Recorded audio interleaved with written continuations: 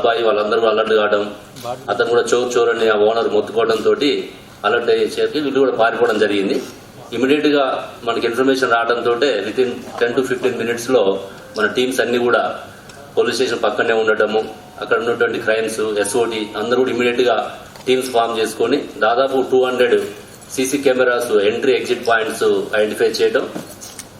మనం చూసిన ప్రాసెస్ లో బైక్ ఆ పక్కనే దగ్గరలో నియరెస్ట్ ప్లేస్ లో ఒక 1 kilometer దూరంలో దాన్ని పడేసిపోవడం, దాని తర్వాత దాన్ని బైక్ ని చూసినప్పుడు దాని నెంబరు అందరూ ట్రేస్ చేయడం, ఇమీడియట్ గా ఆర్టీఏ యాప్ లో పోయి ఆ ఓనర్స్ పర్టికులర్ చూసుకుంటే అది మన ఓయూ ఉస్మానియా యూనివర్సిటీ పరిధిలో ఉన్నటువంటి అప్సిగూడ ఏరియాలో అది ఒక 4 days బ్యాకే స్టోలెన్ అయింది. ఇమీడియట్ గా ఓనర్స్ ని కన్సల్ట్ చేసి అక్కడి నుంచి కూడా మనం సీసీ ఫుటేజ్ కలెక్ట్ చేసి దాని రూట్ అంతా కూడా ఓయూపీఎస్ నుంచి అప్ టు చాదర్గఢ్, మీర్చౌక్, చార్మినార్ వరకు కూడా దాదాపు అన్ని టీమ్స్ ఫాలోఅప్ చేసి అక్కడ రీసెంట్ గా వీళ్ళు చాదర్గఢ్ లో అయినటువంటి రాబరీలో కూడా ఇన్వాల్వ్ కావడము, అప్పటికే మన వాళ్ళందరూ కూడా జైలు రిలీజ్ పర్సన్ తీసుకోవడము, వాళ్ళ యొక్క ఇంటరాగేషన్ రిపోర్ట్స్ స్టడీ చేయడము, ఎక్కడైతే సీసీ ఫుటేజ్ క్లారిటీ వచ్చిందో అక్కడ ఈ పర్సన్ చాదర్గఢ్ లో ఇన్వాల్వ్ అయిన పర్సన్ ఐడెంటిఫై చేసుకుని ఇమీడియట్ గా ఐఆర్ లో ఉన్నట్టు నెంబర్స్ ఆధారంగా మనం A1 ని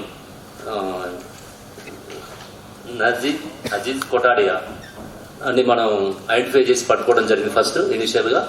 తర్వాత సెకండ్ పర్సన్ సోహెల్ ని పట్టుకోవడం జరిగింది. ఈ సోహెల్, నజీం ఇద్దరు కూడా జైల్లో వాళ్ళు పరిచయం అయ్యారు.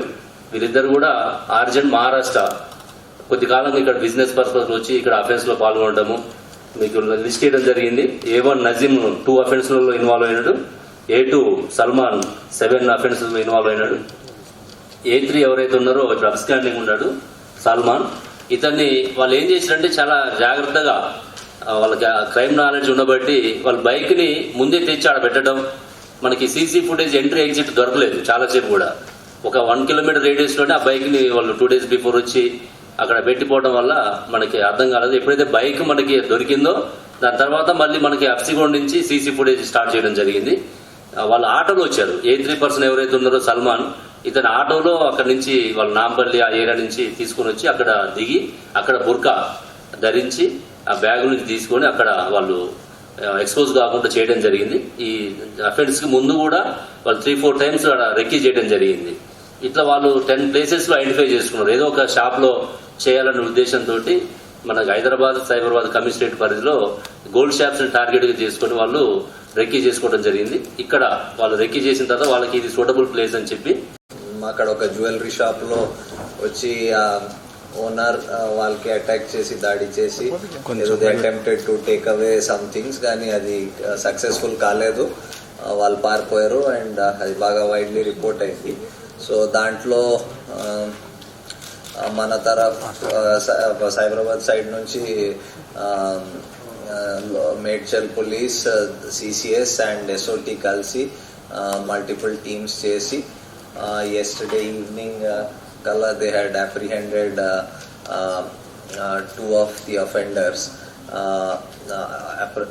Apprehend chesi valki further interrogation and investigation chesi valki remand chestaru. So deentlo 3 members were involved and one of them వాడు హెల్ప్ చేశాడు వాళ్ళకి టు గెట్ ద వెహికల్ లో తీసుకురావడం అండ్ అక్కడ అబ్జర్వ్ చేయడానికి.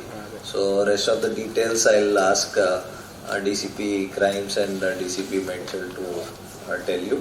So this was the case. అది it was being reported that బయట నుంచి ఉన్న వాళ్ళు బయట నుంచి వచ్చిన గ్యాంగ్స్ ఉన్నాయి, but it was all local people from Hyderabad చెప్పేస్తారు.